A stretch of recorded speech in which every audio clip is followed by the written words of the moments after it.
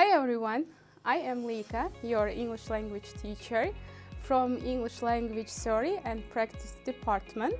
Today I have ambitious goal presenting of literary devices, and I can do this in the blink of an eye, but I promise I won't be as slow as molasses.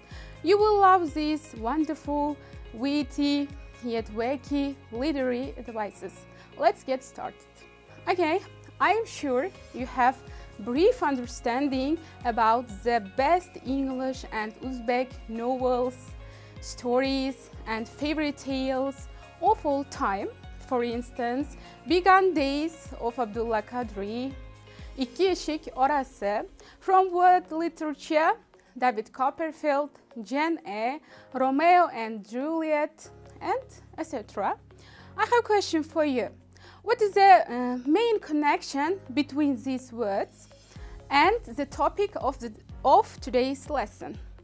Yeah, answer is that all these famous works are created based on literary devices. Literary elements and literary techniques are main literary devices. These devices help readers to appreciate, interpret and analyze of a literary work, and they also help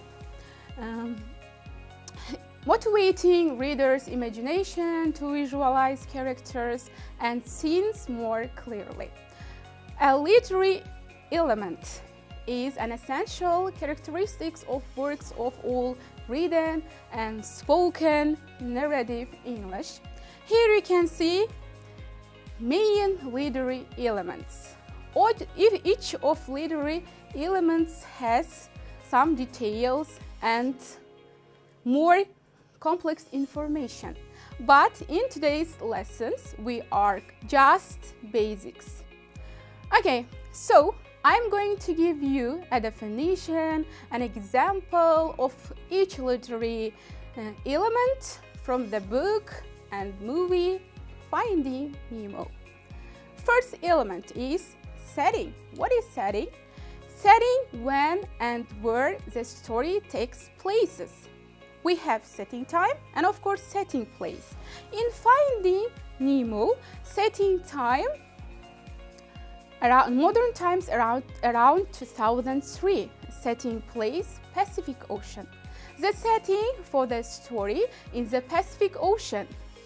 We know that the story took place in Pacific Ocean because the Nemo began in the near ocean, the United States, and crossing up in the ocean to Australia. The ocean between the United States and Australia is of course the Pacific Ocean. Next literary element is characters, people and animals in the story. The characters in Finding Nemo included Nemo, his father Marlin, and Dory, a friend of his father who helps find Nemo.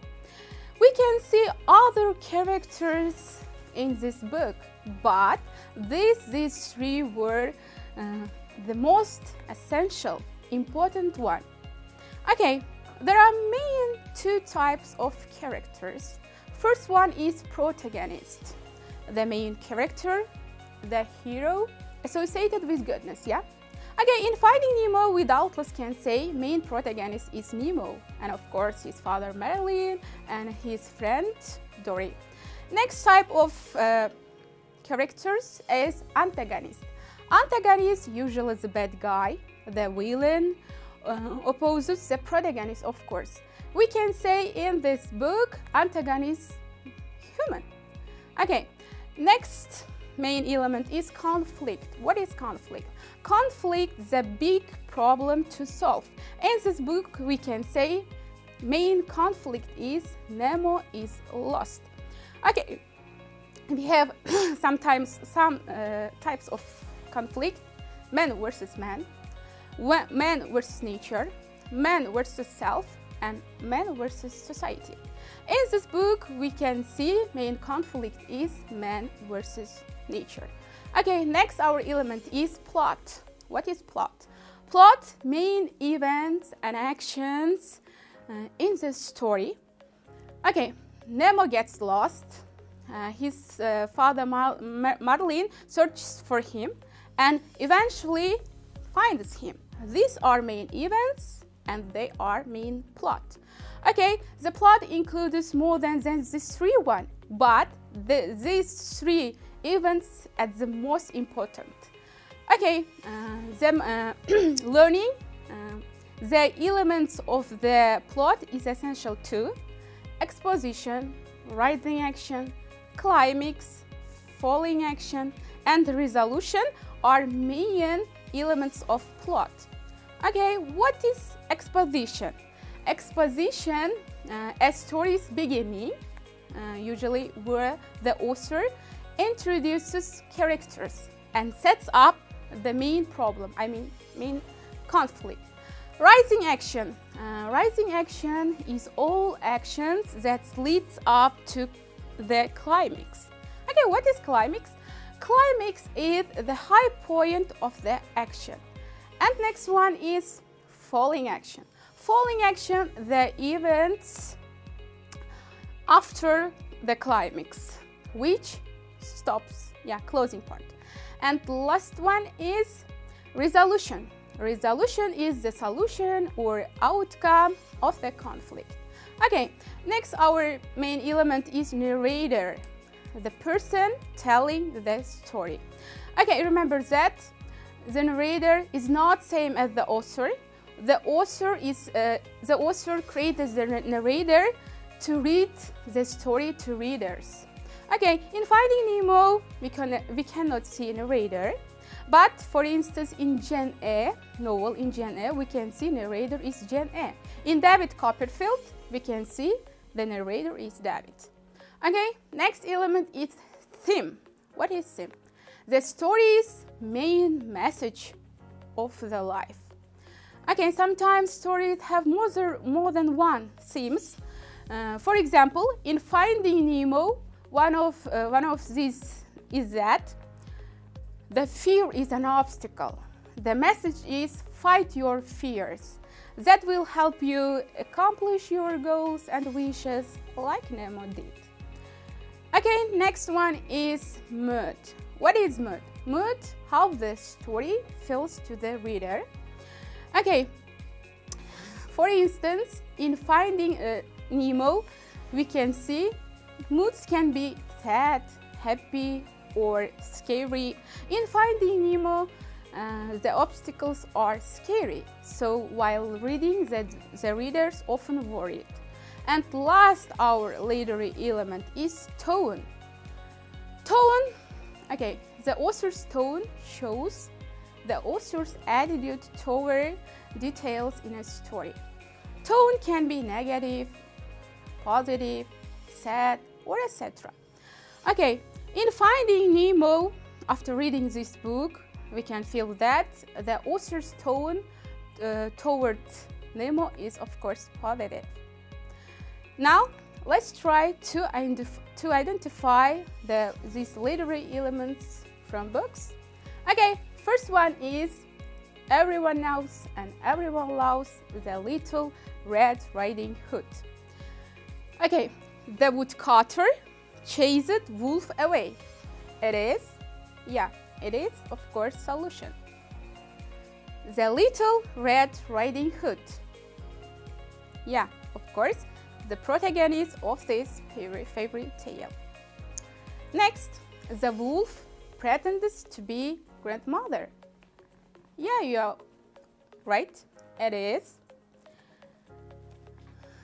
The problem, main conflict of this fairy tale. Next, the wolf. The protagonist of this, the antagonist of this fairy tale. Okay, next example. Help others in need. Can you guess? Yeah. It is the main message, main moral of the fairy tale. Okay, next story. Next book is Gen A. Jane Eyre is a novel by English female novelist Charlotte Bronte. This book was published under pen name Coral Bell on 19th October 1847. Jane Eyre is divided into 38 chapters. Okay, let's try to identify literary elements. First chapter, My Story Begins. In this chapter, the protagonist is Jane Eyre. Main antagonist is her aunt, Mrs. Reed. Again, setting time, December. Setting place, Gatesfield House, yeah? Okay, chapter 2, at Lowell School. Setting time, winter. Setting place, Lowell School. Protagonist, Jane Eyre. Antagonist, the owner of the school, Mr. Brocklehurst. Let's move on chapter 3, at Thornfield Hall. In this chapter we can see setting time, all seasons. Setting place, of course, Thornfield Hall. Our protagonist, Jane Eyre, and antagonist maybe Edward Rochester's midwife. Okay, in the story, Jane Eyre, Charlotte Bronte wrote her own life. For instance, Jane Eyre wasn't pretty, but she was clever and she was good. And Charlotte wasn't also pretty, but she was intelligent and she worked hard. It is a one similarity. Okay, next. Jane Eyre worked as a governess, and Charlotte worked as a governess too in two rich families. In 1851, there were about 25,000 governesses in England. In that time, good and poor women from poor family worked as a governesses. They weren't paid well and they weren't married. Okay, what is the plot? The main plot of the novel has 5 distinct stages. They are, first one is Jane's childhood at Gatesfield House, where she is emotionally and physically abused by her aunt and by her cousins. Next event, her education at Lowell School, where she gains her friends and role models, but suffers oppression. Next event is her time as a governess at Thornfield Hall, where she falls in love her mistress and employer Edward Rochester. Okay, next event, her time in the Moor House, during which her earnest but cold clergyman cousin John Rivers proposes to her. And last event, ultimately, he reunion with and marriage to, of course, her beloved Edward. Okay, what is the main moral? What is the main message of this novel? We can see many messages in it, but the best one of these is that always hope for the best. Yeah, always hope for the best. In difficult time, in traumatic life as a child, Jane never lost her hope. When she was sent to her aunt to the charity house by her aunt Mrs. Reed, she wanted to live better life. She wanted to find better life than her aunt's house. When she came to Lowell School, their inedible food and harsh conditions didn't frighten her. Instead, she strives to have a better life and studied well. Okay, eventually, good things did happen to you, yeah? Okay, for instance, she inherited a fortune from her uncle and married to the love of her lovely person, and she found her happiness. Okay, now it's high time to learning literary techniques, 12 literary techniques. Okay, first one is, and second one is metaphor and similes. Metaphor and similes are main literary devices, and they are creative way to make comparisons, and they are also in common in poetry. Similes are comparisons like like or as. Metaphors, direct comparisons. Okay, now I will give you some examples and you can tell me whether there is similars or metaphors. Okay? Okay, first one is time is money. Yeah, metaphor. Life is dream. This is an example for metaphor. Jim as tall as giraffe. Simile. The child ate all cookies and sat down there as innocent as a lamb. Yeah, you're right. This is example for simile. Metaphors and similars allow us to be creative, colorful, but also conscious. Okay, our next literary device is hyperbole, an exaggerated statement or overstatement. It is a figure of speech that is not to be taken in literally.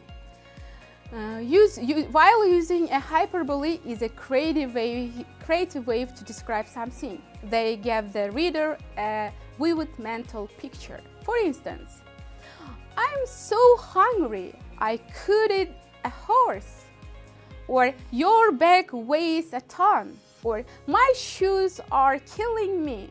In real, shoes can never kill you, yeah? It is exaggeration. Or I flew away to Saturn and back.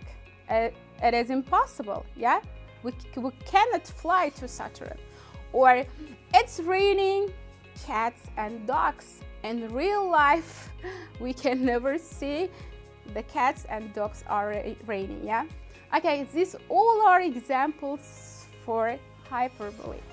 Next literary device is pun. Yeah, pun.